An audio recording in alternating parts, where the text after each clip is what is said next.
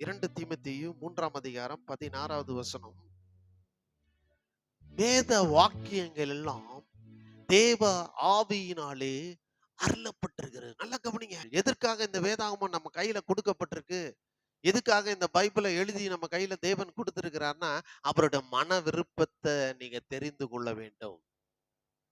வாசிங்க, அடுத்த வசனம் சொல்லுகிறது. அதே 2 தீமோத்தேயு 3:17.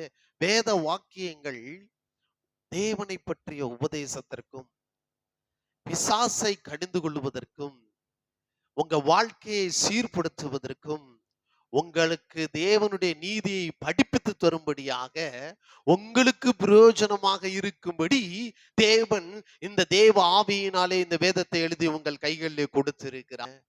இந்த வேதாகமும் கடவுளுக்கு கொடுத்த உபதேசத்தை உங்களுக்கு கற்றுத் தருகிறது. பிசாசை நீங்க கடிந்து கொள்வதற்கு கற்றுத் தருகிறது. உங்க வாழ்க்கையை சீர்திருத்துவதற்கு வேதாகமம் கற்றுத் தருகிறது. உங்க வாழ்க்கையில தேவனுடைய நீதியை உங்களுக்கு படிப்பித்து தருகிறது இந்த வேதாகமம். உங்க வாழ்க்கையில உங்களுக்கு பிரயோஜனமாக இருக்கும்படி கர்த்தர் தம்முடைய வார்த்தையை எழுதி இன்றைக்கு உங்கள் கைகளிலே கொடுத்திருக்கிறார். சங்கீதம் 1:2 சொல்லுது, கர்த்தருடைய வேதத்தில் பிரியமாயிருந்து இரவும் பகலும் தியானமாயிருக்கிற மனுஷன்